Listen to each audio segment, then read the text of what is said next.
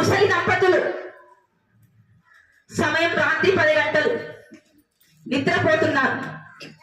సమయం రాత్రి 10 గంటలు నిద్రపోతున్నారు. అదే సమయంలో వాళ్ళ ఇంటికి ఒక దొంగతను అంటే ఒక దొంగ వచ్చిన. దొంగ అంటే ఎవరండి?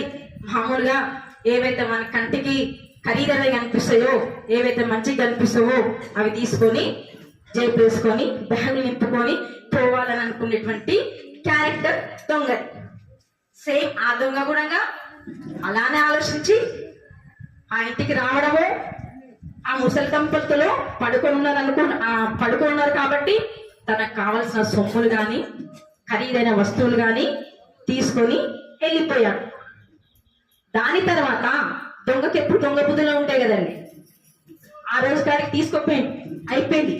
మళ్ళీ నెల రోజుల తర్వాత మళ్ళీ నాకు కొత్త ఆలోచన వచ్చింది. అరే, ఆ ముసలు ఎప్పుడు పడుకొనే ఉంటారు, ఆ ఇంట్లోకి నుంచి ఏ శబ్దాలు రావు, ఎవ్వరూ ఉండరు, డిస్టర్బెన్స్ ఉండదు. మళ్ళొక్కసారి వాళ్ళింట్లోనే దొంగతనం చేయాలని ఆలోచన మళ్ళీ ఆ దొంగకు వచ్చింది. సేమ్ మళ్ళీ ఎట్ ఏ టైం అదే ఇంట్లో ఆ దొంగతనం వెళ్ళడం అనేది జరిగింది. తను ఆ దొంగ ఇంట్లోకి ఎంటర్ అయినప్పటి నుండి ఇల్లంతా వాసన, ఈగలు, దోమలు, ఏదో కుళ్ళిపోయిన వాసన. ఆ దొంగకి విపరీతమైన వాసన వస్తుంది. దొంగతనం చేసుకునే స్వేచ్ఛ కూడా లేదు. తను ఒక రకమైన వాసన అనుభవిస్తున్నాడు కాబట్టి ఎంత దరిద్రమైన వాసన వస్తుందని చెప్పి ఆ వాసన అబ్జర్వేషన్ చేసుకుంటూ వెళ్తే అక్కడ పడుకున్నటువంటి ముసలి దంపతులు తనకి కనిపించారు. వాళ్ళు ముసలి దంపతులు శాశ్వతంగా పడుకున్నారు. దట్ మీన్ శవాలు. వాళ్ళు ఎప్పుడు చనిపోయారు?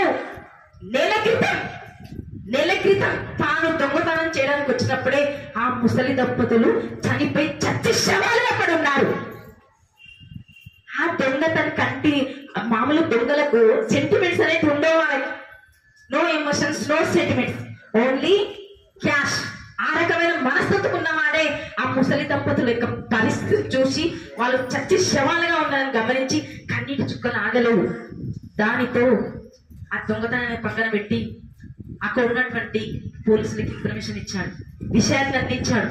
నేను ఇక్కడ ఆల్రెడీ పోయిన ఒకసారి దొంగతనానికి వచ్చిన ఆ సొమ్ము తిరిగి వీళ్ళకి ఇస్తా, ఇప్పుడు కూడా నేను మళ్ళీ దొంగతనానికి వస్తే ఇక్కడ ముసలి దంపతులు శవాలుగా ఉన్నారు అంటే వీళ్ళ ఇంటి నుండి మొత్తం వాసన వస్తే ఈ రకమైన జరిగిన సంఘటనను మీకు చెప్తున్నానని చెప్పి ఆ దొంగ పోలీసులకు చెప్పాడు. అప్పుడు ఆ పోలీసులు విషయాన్ని ఆరాధించారు. పూడ్చే నాదుడే లేడా అనేటువంటి సందర్భాన్ని వాళ్ళు వివరించాలి కాబట్టి చుట్టుపక్కల వాళ్ళని అడిగి తెలుసుకున్నారు. వాళ్ళకి 3 సంతానం.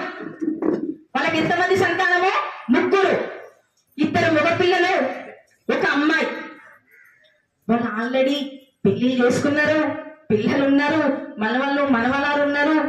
బిడ్డకి పెళ్లి అయిపోయింది, మంచి అల్లుడు స్థిరపడి ఉన్నాడు, బిడ్డలు స్థిరపడి ఉన్నారు.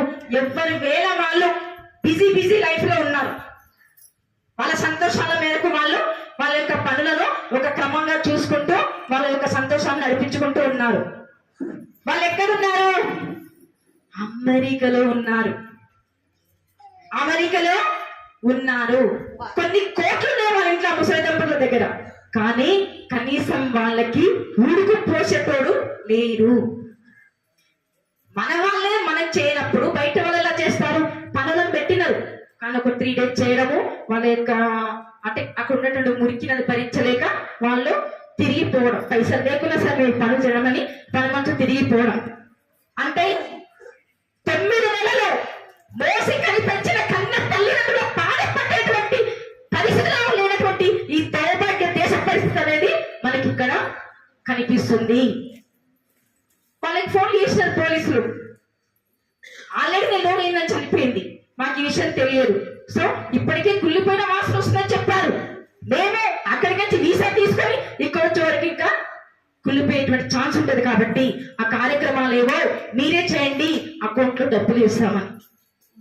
ఎక్కడుందండి మన సనాతన ధర్మం? ఇదేనా మన